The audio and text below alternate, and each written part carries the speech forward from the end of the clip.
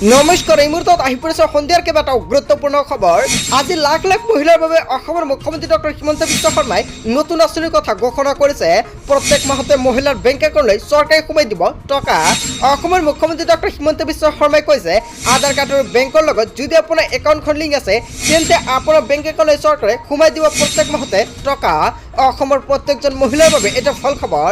লগতে আত্মসহায়ক মহিলাৰ বেংক একাউণ্টলৈ কেতিয়া সোমাই দিব 10,000কৈ টকা। অসমৰ মুখ্যমন্ত্ৰী ডক্টৰ হিমন্ত বিশ্ব শৰ্মাই ইয়াক লৈ কেইবাটাও ডাঙৰ মন্তব্য কৰিছে। লগতে কেইবাটাও ৰাজনৈতিক খবৰৰ লগতে অৰাজনৈতিক খবৰ যুগুত কৰা হৈছে আজিৰ দিনটোত। গোটেই অসম তথা ভাৰতৰ বিভিন্ন প্ৰান্তৰ পৰা যুগুত কৰা হৈছে কেইবাটাও ডাঙৰ খবৰ। এনেবোৰ খবৰ নিতৌ পাই থাকিবলৈ চেনেলটি ছাবস্ক্ৰাইব কৰি ভিডিঅ'টো এটা লাইক কৰিবলৈ নাপাহৰিব। আজিৰ আমাৰ প্ৰথম খুবেই গুৰুত্বপূৰ্ণ খবৰ হৈছে অসমবাসীৰ বাবে এটা ডাঙৰ খবৰ। 1 ফেব্ৰুৱাৰীৰ পৰা ৰাজ্যৰ মহিলাসকলে একাউণ্টত সোমাব টকা। সাজু কৰক এইকেইটা নথি পত্ৰ। আপুনি প্ৰত্যেক মাহতে লাভ কৰিব চৰকাৰৰ এই অভিলাষী আঁচনিৰ টকা। অসমৰ মুখ্যমন্ত্ৰী ডক্টৰ হিমন্ত বিশ্ব শৰ্মাই লাইভ যোগে এটা ডাঙৰ মন্তব্য কৰিছে। কি নথি পত্ৰ আপোনাৰ সংগ্ৰহ কৰিব লাগিব এতিয়া আপুনি জানি লওক। 1 ফেব্ৰুৱাৰীৰ পৰা ৰাজ্যৰ প্ৰতিটো সমষ্টিৰ মহিলাই লাভ কৰিব চৰকাৰী ধন। ৰাজ্যৰ 12 লাখ মহিলাই শীঘ্ৰেই পাব এটা ভাল খবৰ। সমষ্টিয়ে প্ৰতি 10,000কৈ মহিলা লাভ কৰিব এই চৰকাৰী ধন। মুখ্যমন্ত্ৰী ডক্টৰ হিমন্ত বিশ্ব শৰ্মা চৰকাৰৰ এটা ডাঙৰ সিদ্ধান্ত। চৰকাৰী ধন পাবলৈ কি কৰিব লাগিব মহিলাসকলে, লগতে মহিলাসকলক কি নথি পত্ৰ সাজু কৰিব লাগিব। 15 ছেপ্টেম্বৰৰ পৰা আৰম্ভ হ'ব আবেদন প্ৰক্ৰিয়া। ৰেচন কাৰ্ড থকা প্ৰতিটো পৰিয়ালৰ মহিলাই লাভ কৰিব চৰকাৰী ধন। ৰেচন কাৰ্ডৰ সৈতে লিংক কৰিব লাগিব আপোনাৰ আধাৰ কাৰ্ড। যদি আপোনাৰ ৰেচন কাৰ্ডৰ সৈতে আপোনাৰ আধাৰ কাৰ্ডটো লিংক কৰা নাই অতি শীঘ্ৰে আপুনি কৰি লওক, নহ'লে আপুনি চৰকাৰে এই অভিলাষী আঁচনিৰ পৰা বঞ্চিত হৈ পৰিব।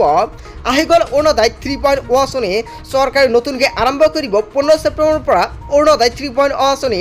আৰু এইখন আঁচনি আপুনি কেনেকুৱাকৈ আবেদন কৰিব, লগতে কি নথি পত্ৰ লাগিব।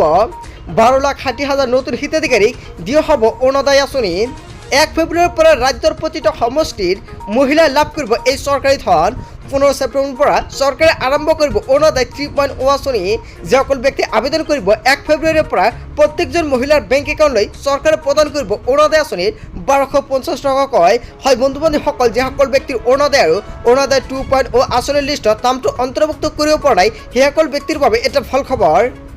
তাৰপিছত অসমবাসী ৰাইজক জনাইছোঁ আমাৰ 2 নম্বৰটো খুবেই গুৰুত্বপূৰ্ণ খবৰ, লগতে এটা ডাঙৰ খবৰ। কাকো এৰি দিয়া নহ'ব। সিঙৰ জঘন্য ঘটনাক লৈ অসমৰ মুখ্যমন্ত্ৰী ডক্টৰ হিমন্ত বিশ্ব শৰ্মাৰ টুইট। কাকো এৰি দিয়া নহ'ব। সিঙৰ জঘন্য ঘটনাক লৈ মুখ্যমন্ত্ৰী হিমন্ত বিশ্ব শৰ্মাৰ টুইট। ভুক্তভোগীক ন্যায় দিবলৈ প্ৰতিশ্ৰুতিবদ্ধ হৈ পৰিছে অসমৰ মুখ্যমন্ত্ৰী ডক্টৰ হিমন্ত বিশ্ব শৰ্মাই। ক্ষিপ্ৰতাৰে চলিব তদন্ত। শীঘ্ৰেই আৰক্ষী সঞ্চালক প্ৰধানক ঘটনাস্থলীয় পৰিদৰ্শনৰ নিৰ্দেশ দিছে অসমৰ মুখ্যমন্ত্ৰী ডক্টৰ হিমন্ত বিশ্ব শৰ্মাই। জঘন্য ঘটনা সমগ্ৰ পৰ্যবেক্ষণ কৰিছে মুখ্যমন্ত্ৰীয়ে। ঘটনাস্থলীত তন্নকৈ পৰীক্ষা কৰাৰ নিৰ্দেশ। কাকো এৰি দিয়া নহ'ব বুলি অৱশেষত সংবাদ প্ৰদান কৰিছে অসমৰ মুখ্যমন্ত্ৰী ডক্টৰ হিমন্ত বিশ্ব শৰ্মাই। তাৰপিছত অসমবাসী ৰাইজক জনাইছোঁ আমাৰ 4 নম্বৰটো খুবেই গুৰুত্বপূৰ্ণ খবৰ, লগতে এটা ডাঙৰ খবৰ। বাইকেৰে আহিছিল ঠিঙৰ তিনি পাখণ্ড।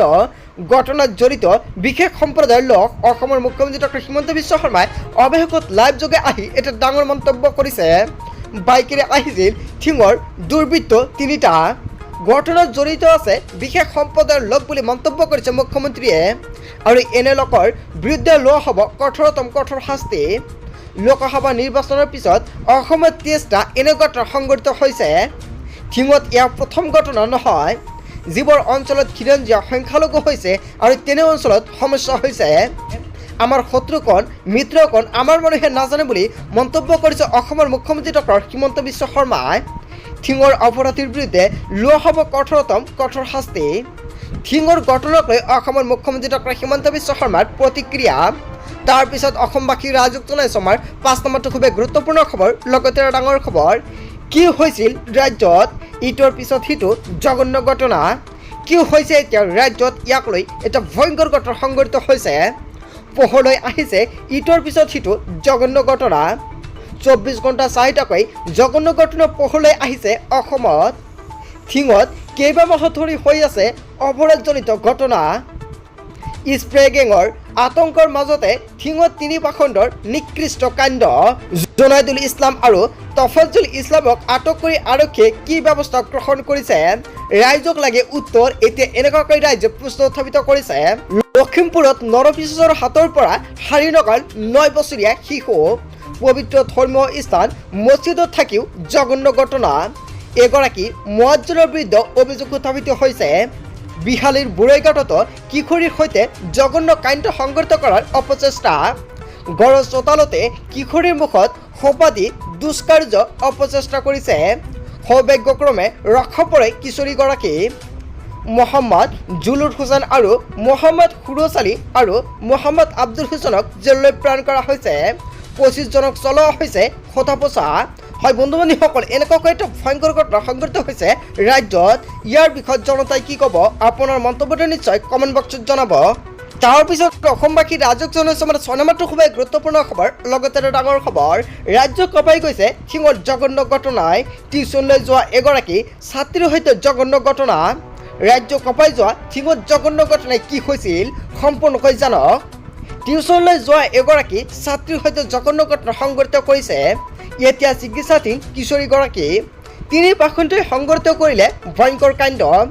ৰাজ্যজুৰি দোষীৰ কঠোৰ শাস্তিৰ দাবী কৰিছে। পুৱাৰ ভাগতে ঘটনাক লৈ ঠিঙত উত্তেজনাময় পৰিস্থিতিৰ সৃষ্টি হৈছে। ইয়াক লৈ এতিয়া ৰাজ্যজুৰি ভয়ংকৰ উত্তপ্ত পৰিস্থিতি দেখা গৈছে। ইয়াৰ বিষয়ত জনতাই কি ক'ব, লগতে এনেকুৱাকৈ ব্যক্তি কেনেকুৱাকৈ শাস্তি দিব লাগে, আপোনাৰ মন্তব্যটো নিশ্চয় কমেণ্ট বক্সত জনাব। বন্ধু বান্ধৱীসকল, গোটেই অসম তথা ভাৰতৰ বিভিন্ন প্ৰান্তৰ পৰা যুগুত হৈছে কেইবাটাও ডাঙৰ খবৰ। এনেবোৰ খবৰ নিতেও পাই থাকিবলৈ চেনেলটি ছাবস্ক্ৰাইব কৰি ভিডিঅ'টো এটা লাইক কৰিবলৈ নাপাহৰিব। চ' থেংক ইউ ফৰ ৱাচিং ফুল ভিডিঅ'।